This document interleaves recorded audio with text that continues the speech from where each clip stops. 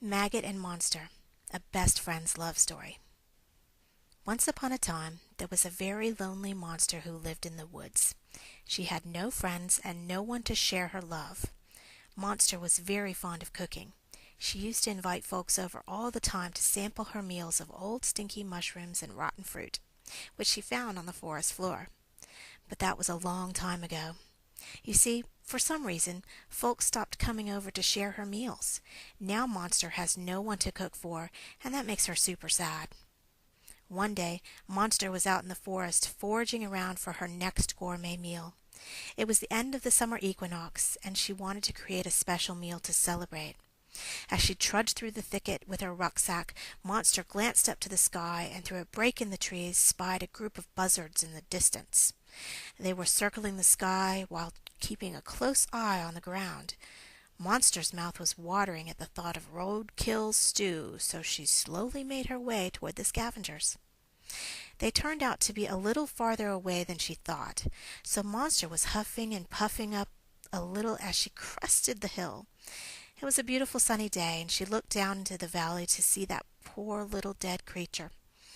It hadn't been able to outrun the huge metal monsters that thunderously rolled along the rock ribbon that cut through the forest.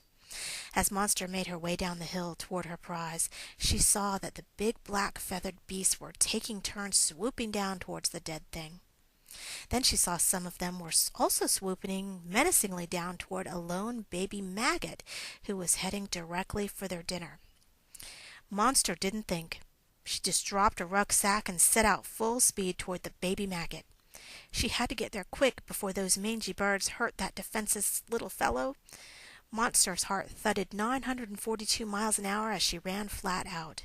She dove toward the ground and scooped Maggot up just as she heard the bird beak snap. Monster and Maggot rolled across the ground, finally coming to a stop with baby Maggot resting on Monster's chest. Maggot gave a little giggle, and Monster wrinkled her brow as she worked to catch her breath. Baby Maggot couldn't stop giggling and making sweet cooing baby maggot noises. And finally, a smile slowly spread across Monster's face, too. That night, Maggot and Monster dined on the delectably effervescent roadkill stew. Maggot gobbled up bowl after bowl, which Monster ladled out for him. Afterwards, they settled down on the front porch to enjoy the rest of the summer day. As day faded into night, the fireflies came out to give Maggot and Monster an evening light show. Maggot giggled, and Monster looked down at him with a smile. She let out a heavy sigh, and couldn't help thinking how each half of the perfectly split day managed to create one fabulous whole. It turned out to be the best equinox Monster ever remembered.